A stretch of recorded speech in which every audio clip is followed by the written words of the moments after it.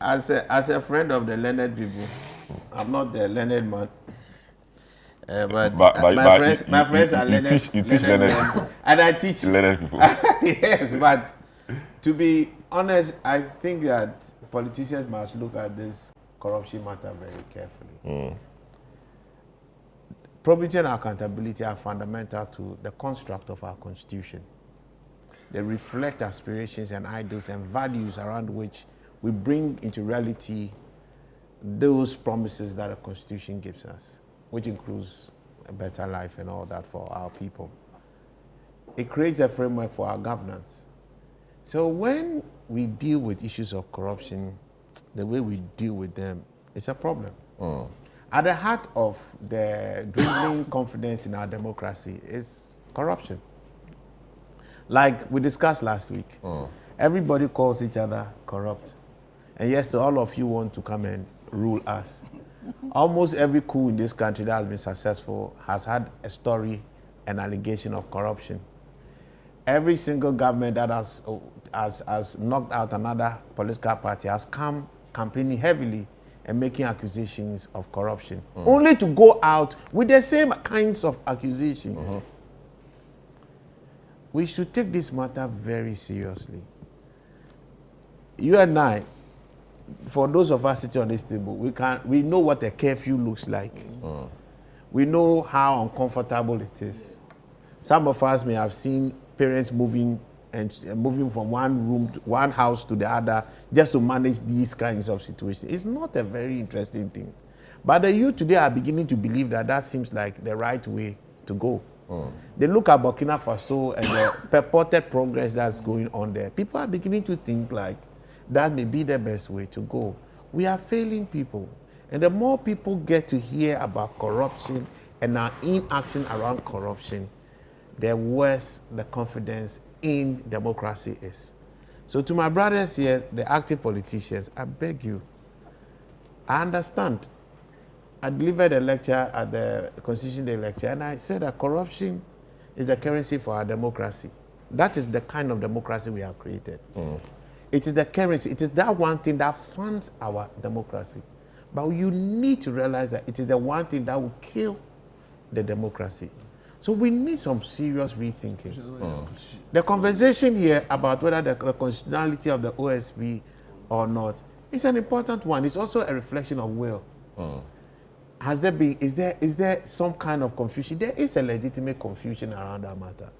But why didn't we solve it properly? By those people who are supposed to be the pioneers of law, the MPP at the time.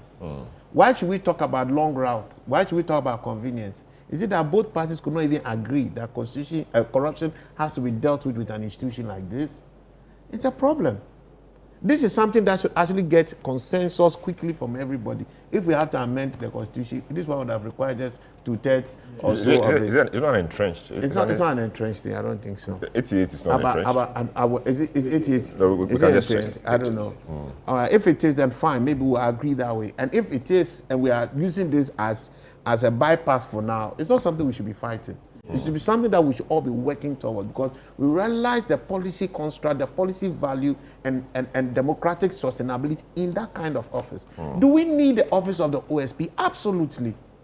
In a very politically intrusive and pervasive environment like this, which is the primary anchor for facilitating the corruption, how do you leave the prosecution or the fight against corruption to the same people? I don't understand. That the OSP is even the special prosecutor is appointed by the president. By the president. Exactly, I agree. He goes for vetting. So the same procedure. And so the thinking that you are appointing an OSP, a special prosecutor who is more independent than the Attorney General, is even defeated by that. I don't agree that it's even the case of the Chief Justice, somebody has to appoint somebody. But the Chief Justice or the Chief Justice will say it's independent. In respect of the Chief Justice. I understand that. I was on the floor. He cut his own. There's no letter. I was on the floor. Don't come cry. No, go ahead. While there is red in orange, orange is not red. Orange is not red. You understand? So I agree with him. We want to go to green. But in orange, There's red. We are moving from red. So you where we are is better than the other one. So it's not a debate. That's something we all agree on. You give the man the independence, the person can turn against you. But you need to resource them. So we need to re-look at that office. On this particular case, so I mean, substantively on that office is a very important office. And it has to be properly resourced. I've had my own positions on how we should be appointing such officers. I don't think the president should be left to do that on his own. I think that Parliament should have a two-thirds influence over those decisions. And it should not just bring one person, it should bring a number of people. There should be a proper debate. There should be a proper public interview like you have in the Kenyan Chief Justice system. And then we all see. Then we know who we are bringing. And when you appoint somebody, both the opposition and the ruling government will relatively have an interest in that person. And the person will be freely independent. You want to remove them, you go through a very thorough process. That also requires the same level of influence. You know, so I think that there's a way around that. But it needs a proper constitutional review. Now, on the substantive matter of this particular Ofori-Atta, the government, the OSP must realize that Ghanaians are wild and angry. And whatever Ofori-Atta did to personify a lot of the Ghanaian pain, it is his problem. But that is the reality of the time. From the DDEP and all that, the way he went around exercising his power and influence, people are really upset. People are angry. People expect that if he is legitimately culpable in a matter, that he be properly dealt with that passion. His day in court should come. What I don't understand this table, and my brothers and the lawyers have still not explained to me why. Why is the case not able to proceed with or without Ofori-Atta in Ghana? What are the charges? After all this while, we still don't know the charges. I think that the OSP, and I appreciate the work he's doing. Kisi is a hardworking guy. I've known Kisi in school. He's a fine brain. He had a first class, if I'm not mistaken. He has a relationship with Ayini. He worked with Ayini in Ayini's firm for about 4 years or so. All right? These are not people who are strangers to each other. So there's a great basis for proper cooperation. Personally, there's a relationship that exists. So when they do this, which should be advantageous to the cause. So when they do what they are doing, to be honest, the two of them are brothers. You are not helping us. People start feeling as if you guys are deliberately playing some totals. It's not totals. Can Ofori-Atta matter is a serious matter. From the SML to the ECD, the power sector matter, to the ambulance, to the cathedral matter. I beg you, Ghanaians need to see action. It's not that we should just see people moving around, but we need honest engagement. So when the OSP has come and he's done a press conference and everybody thinks that everything is supposed to happen, then suddenly we are hearing 10 months down the line that docket is not ready. You are not helping us. So the communication should be very clear. Where we are, what we are doing, the progress we are going to make, and how much time it will take. But I believe that while we are discussing extradition, this extradition for me is neither here nor there. We accused Sedina, and we took her through the process. But she was in court. She was in court. Please, no, she was in court. I want to be. I want us to. Look, I need you people to tell us on this table. You people are the one who went to the school. Are you saying that without Ofori-Atta's presence here, the Constitution, which I read, will not allow you to try him in absentia? It will allow you. What are we talking about? Put your docket together, deal with the matter. Whether the man wants to come or not. If I am him, I will not want to come. If I feel that I will be, I don't have a case. If you know you have a case, Mr. Ofori-Atta, you quote Bible more than everybody in this country. Quote Bible to yourself, have faith and come in and defend yourself and clean your name. But if you are doing this, it is evidence that you yourself, you know. No, he said it's not well. My brother, who is not well? Your eyes, you are wearing special. Are you well? No, who is not well in Ghana? Who is well in Ghana? No, if your pocket is not well, we are not well. If he cannot bring himself down, please, he knows Ofori-Atta is walking. He's not bedridden. If he wants to come, he will come. If his money was here and then it was his government, would you think he won't come? When he had COVID, or whatever it is that happened to him during the COVID time, and he was sent to Mayo Clinic. Didn't he come back? Left here in Ghana at the time. How did he sit in the plane to go? Please stop playing cha-cha with people's lives. People are very upset. And let's not wane their confidence in democracy. For me, it's my biggest problem. So everybody, you know, Ken Ofori-Atta, have faith, pray your prayer. You pray everything, you wear white. Wear your white, do blow your tongues, and come to Ghana. And come and solve the matter. OSB, do your work. AG, no grammar. Whatever it is, deal with the case. If the guy is guilty, he's guilty. If he's not guilty, he's not guilty. There's no way that you can say that these cases that have been mentioned are matters of their political prosecution. Every Ghanaian had a major interest in this particular matter. So resolve it. Great. And let us go. Great. Let me just, so, I mean, a few messages. Penny Nafo says, God bless you, Nana Bafuwa. Always pleasure listening to you. Great submission from they call you people's lawyer. I didn't know that. That one is not true.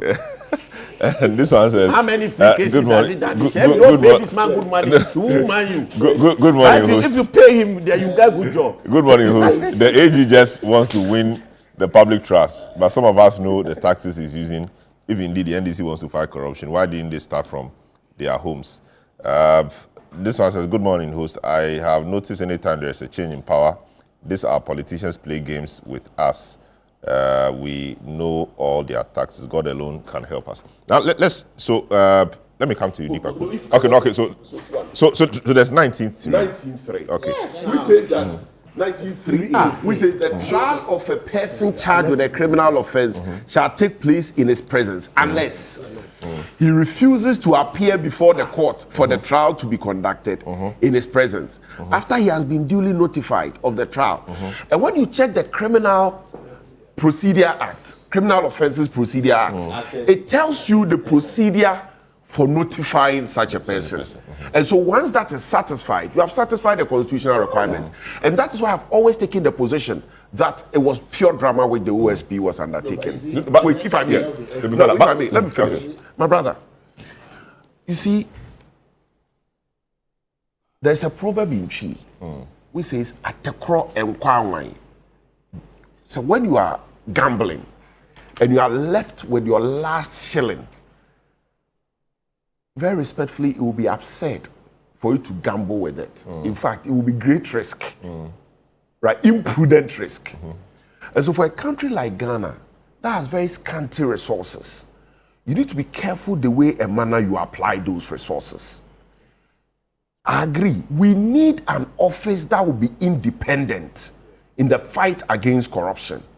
The question is, are there not enough of such officers that we could have by an act or by way of an amendment, please allow me,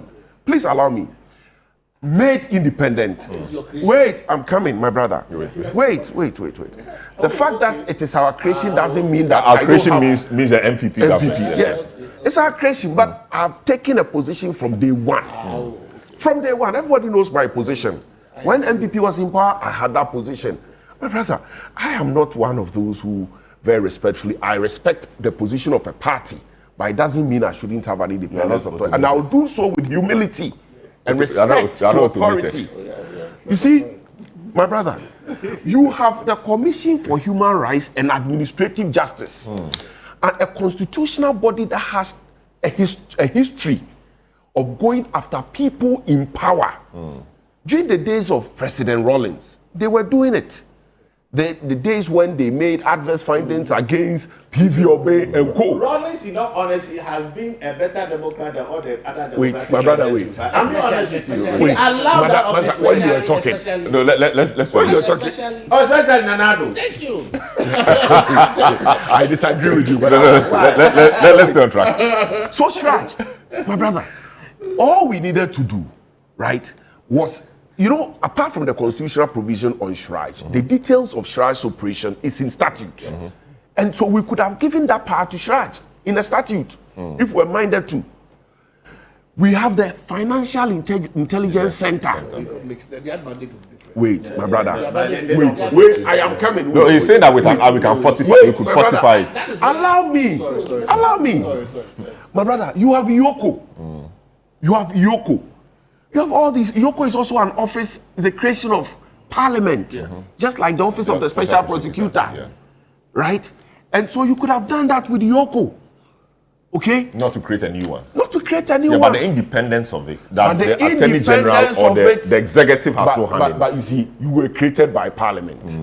Yoko was also created by Parliament. The independence is a parliamentary provision. It's in there. You understand? No, what Bamford is just saying that No, any on of the these Strike institutions- bit, on the all Strike these bit, yes, I can institutions could be- understand No, that. he's saying that any of these institutions could be given those powers. Those and powers. then the independence we want. No, the independence, you see, That's Yoko would not have enjoyed that independence because If you Yoko make- also takes no, pride no, from the no. 88. No, why? If you also if you made it independent by the law, that would be it. But you see, You see, Salom, oh no, please allow no, me to finish. yes. So hold your horses. I can give you a pen They and are paper. doing this. You see, Baffa is doing this because he doesn't want us to discuss the NSS and Oh, no, Baffa stuff. We did not come here to discuss the legitimacy of the constitutional legitimacy of the OSC. Yes, go ahead. We will not allow it. Yes. Let it be known on this table. We'll take some time to discuss. No, they are dealing with your mind. So. Salom, let No, it be known it's- on they are this dealing with table that I'm a student of accountability. I'm a tax-paying Ghanaian. No, it's not in And I doubt. think that everybody who holds public office Must be accountable. must be accountable. Great. But we must demand that within the confines of the law. That is my position. No, look, Salom, when you are creating an office that bequeath to the holder the power to prosecute, the power to investigate, the power to arrest, that has constitutional connotation, and you don't do that easily. You have to be careful how you are doing it, because if you are not careful, somebody may abuse it without proper checks, and that is what we are seeing. That is what we are seeing. If you are not careful, the person will use the office to work for himself. Look, No, when- what are you suggesting? I'm not suggesting No, anything. not in specific reference. Look, when Mr. Martin Amidu occupied that office, he did only one prosecution. He went after the current majority leader, Mama How Yariga. successful was he? He wasn't successful. And that is all he did, because Mama Yariga, Honorable Mama Yariga, was alleged to have taken advantage of the car loan given to him by Parliament. Alright. Really speaking, of all things, You understand? And so, if you are not careful, holders of that office will abuse the power you have given them for their personal interest or things that do not serve the overriding interest of the country.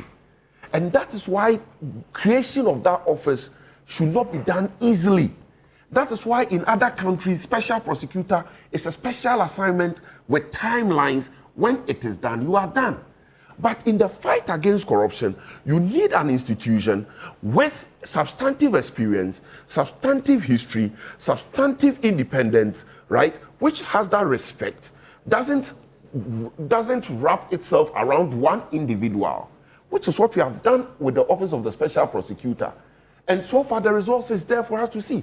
Do you know the danger? The danger is that he has security of office for 7 years.